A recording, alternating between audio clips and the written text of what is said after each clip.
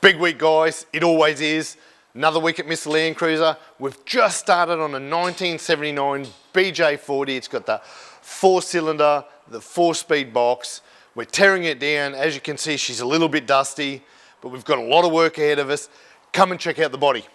So we've got our work cut out with this one. When I first seen it in photos, it didn't look so bad. They never do. But this one's been in a rollover and someone's done a lot of bog work. So we're actually going to have to replace a lot of these panels.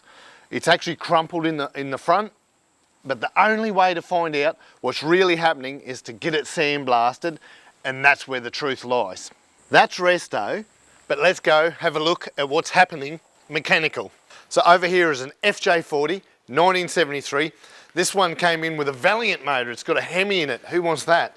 So we're putting a 2F in there, a 4-speed, and a few other things are going on. Rich, what's going on over here?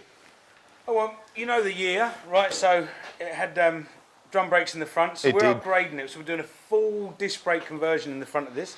A later model rear axle as well. He's going to be able to pull up on time. He's going to be able to pull up on time, but because of the year, we've got to change the brake lines and everything. It's real involved, man, as it would be. So, but not only that, we've got the 2F, the 4-speed.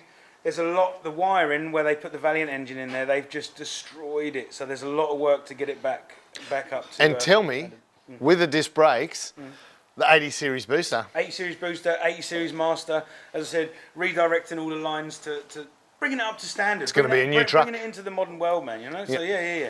So that'll be good. But anyway, I'm at the stage where I need that master cylinder, so how about you go and get it for me, mate? It's on the shelf. Nice.